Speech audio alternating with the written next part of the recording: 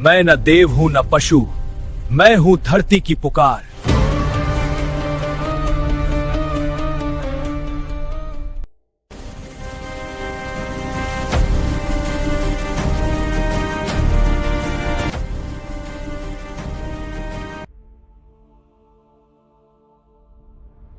सृष्टि के उस रहस्यमय काल में जब समय स्वयं मौन होकर धरती की पीड़ा को सुनता था, जब देवता भी लोक के कष्ट को समझने के लिए धरती पर अवतार लेते थे, जब अन्याय बढ़ता था और धर्म मौन हो जाता था, तब जन्म लेते थे लोक देवता।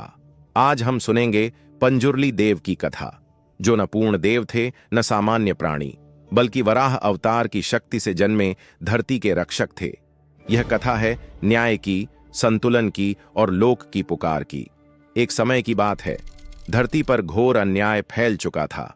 हरे भरे जंगल लोभ की आग में जल रहे थे, वृक्ष कट रहे थे, नदियां सूख रही थीं और निर्दोष जीव मनुष्य के क्रूर हाथों का शिकार बन रहे थे। हिरण, मोर, सांप, सबकी चीखें धरती की छाती में गूंज रही थीं। मनुष्य अपने अहंकार में डूब चुका था। वह यह भूल गया था कि वह धरती का स्वामी नहीं बल्कि उसकी संतान है। धरती माता पीड़ा से कांप उठी। उन्होंने करुण स्वर में भगवान विष्णु से प्रार्थना की, हे नारायण, यदि अब भी कोई रक्षक न आया तो यह धरती नष्ट हो जाएगी, मेरी गोद सूनी हो जाएगी, मेरी सांसें थम जाएंगी। धरती की पुकार अनसुनी कैसे रह सकती थी? भगवान विष्णु की आंखें करुणा से भर उठीं।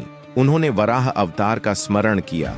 वराह, जो केवल असुरों का नाश नहीं करते बल्कि धरती को अपने दांतों पर उठाकर संतुलन स्थापित करते हैं। तीसरा अवतार, भूधर की रक्षा का प्रतीक।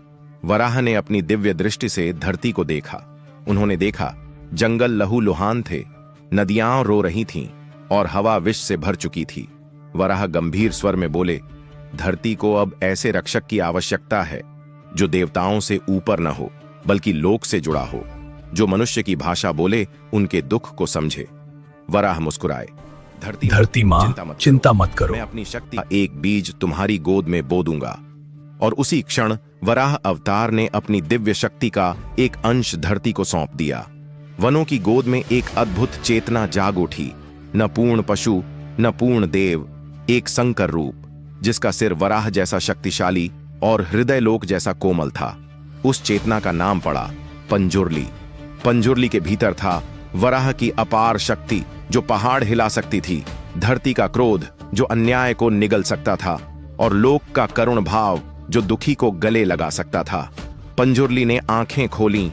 आंखें लाल थीं, आभा दिव्य थी। उन्होंने गर्जना की, मैं आया हूं धरती की पुकार पर। मैं आया हूं धरती की पुकार पर, अन्याय का अंत होगा। पंजुर्ली ने धरती पर अन्याय रोकना शुरू किया। लुटेरों को दंड मिला, जंगलों की सीमाएं तय हुईं, जो वृक्ष काटे उसे सजा मिली। किसानों की फसल अब सुरक्षित थी। लोक में एक ही नारा गूंजा, जय पंजुर्ली, जय लोक रक्षक।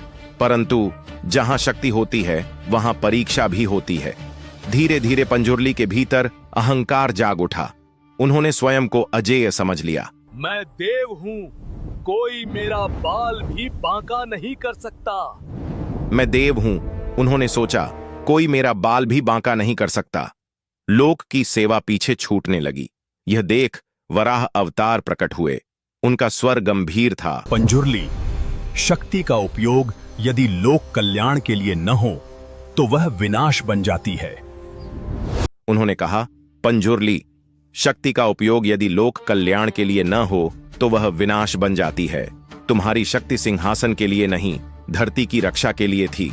और तभी वराह ने निर्णय लिया, लोक में नहीं रहोगे, तुम लोक में उतरोगे, मनुष्यों के बीच रहोगे, उनके दुख सुनोगे, उनके आंसू पोंछोगे। उन्होंने कहा, तुम देवलोक में नहीं रहोगे, तुम लोक में उतरोगे, मनुष्यों के बीच रहोगे, उनके दुख सुनोगे, उनके आंसू पोंछोगे। यह शब्द श्राप जैसे लगे, पर वास्तव में वह वरदान था। पंजुर्ली देव से लोक देवता बन गए। अब वे डर के देव नहीं थे बल्कि विश्वास के रक्षक थे। गांव गांव उनकी मूर्तियां स्थापित हुईं। वराह का सिर, हाथ में भाला, आंखों में करुणा। लोग कहते, पंजुर्ली हमारे साथ हैं, धरती के पुत्र हैं।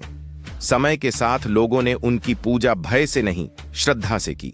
हर पूर्णिमा जागरण होते, भजन गूंजते, ओ पंजुर्ली रक्षा करो, न्याय दो। जहां सत्य होता वहां पंजुर्ली की ज्योति, जहां अन्याय होता वहां पंजुर्ली की गर्जना।